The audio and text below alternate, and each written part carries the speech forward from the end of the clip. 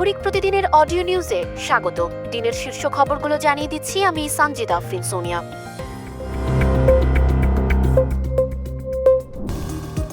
জাতীয় সংসদে 2026-27 অর্থ বছরের জন্য 9,38,000 কোটি টাকার বাজেট পাস হয়েছে। নতুন বিএনপি সরকারের প্রথম এ বাজেটে প্রবৃদ্ধি 6.5% এবং মূল্যস্ফীতি 7.5% এ নামানোর লক্ষ্য রাখা হয়েছে। বাজেটে ঘাটতি ধরা হয়েছে 2,43,000 কোটি টাকা, যা জিডিপির 3.6%।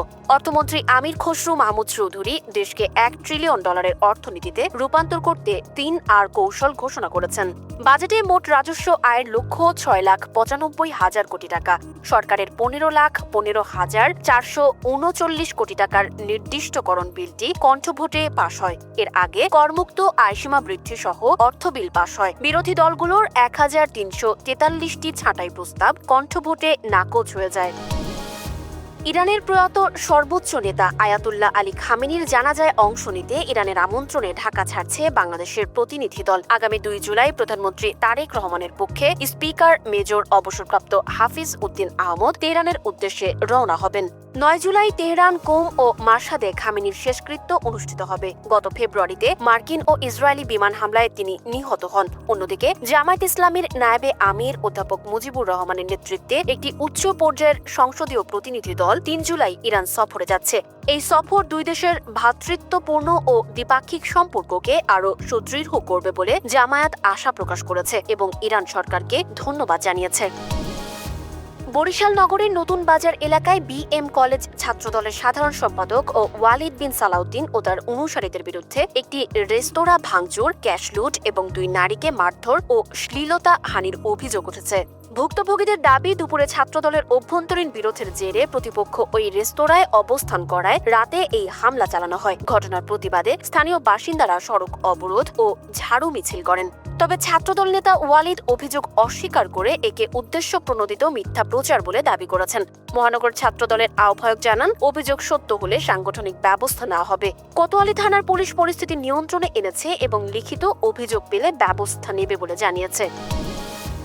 ভারতের উত্তর পূর্বাঞ্চলীয় রাজ্য অরুণাচল প্রদেশের আপার সুবনসিরি জেলায় চীনা সেনাবাহিনী ভারতীয় ভূখণ্ডের কয়েক কিলোমিটার ভেতরে ঢুকে স্থায়ী ঘাঁটি, ক্যাম্প ও সড়ক নির্মাণ করেছে বলে অভিযোগ উঠেছে। স্থানীয় আদিবাসী সংগঠন নাহ ওয়েলফেয়ার সোসাইটি জেলা প্রশাসনের কাছে স্মারকলিপি দিয়ে জানিয়েছে, 2020 সাল থেকে চীনের এই দখলদারির কারণে আদিবাসীদের চাষাবাদ ও পশুচারণ বন্ধ রয়েছে। স্থানীয় বিধায়ক নাকাব নালো বিষয়টি জাতীয় নিরাপত্তার স্বার্থে তদন্তের দাবি জানিয়েছেন। তবে ভারতীয় সেনাবাহিনী এই অনুপ্রবেশের খবর পুরোপুরি অস্বীকার করে একে ভিত্তিহীন ও ভুল বলে বর্ণনা করেছে। রাজ্য সরকার বা জেলা প্রশাসন এখন পর্যন্ত এই বিষয়ে আনুষ্ঠানিক কোনো মন্তব্য করেনি। মেক্সিকোর জালিস্কো রাজ্যে সাইকেল চোরদের ধরে বৈদ্যুতিক খুঁটিতে বেঁধে রাখার একাধিক ঘটনার পর পুলিশ মেক্সিকোর ব্যাটম্যান নামের এক রহস্যময় ব্যক্তিকে খুঁজছে। আইন শৃঙ্খলা বাহিনীর অকার্যকারিতায় হতাশ হয়ে এই অজ্ঞাত ব্যক্তি নিজে অপরাধ দমনে নেমেছেন। এ পর্যন্ত 5 জনকে শহরের বিভিন্ন স্থানে খুঁটিতে বাঁধা অবস্থায় উদ্ধার করা হয়েছে, যাদের কপালে স্প্যানিশ ভাষায় চোর লেখা ছিল এবং মুখ ডাক্ট টেপ দিয়ে আটকানো ছিল।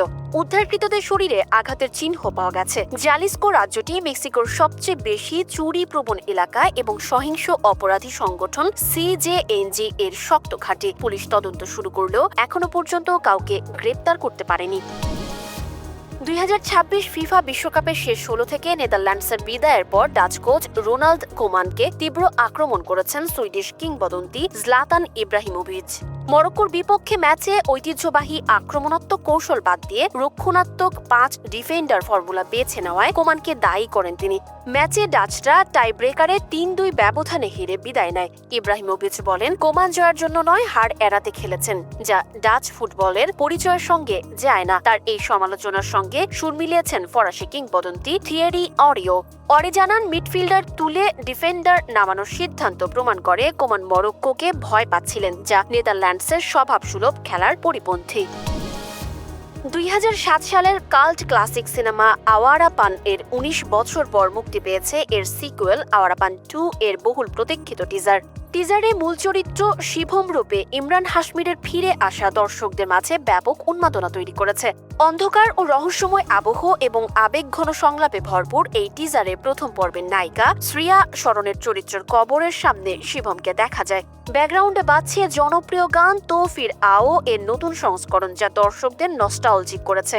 ছবিতে আরও অভিনয় করেছেন দিশা পাটানি ও শাবানা আজমি। নিতিন কক্কর পরিচালিত এবং বিশেষ ফিল্মস প্রযোজিত এই অ্যাকশন রোমান্টিক সিনেমাটি আগামী 14 আগস্ট প্রেক্ষাগৃহে মুক্তি পাবে।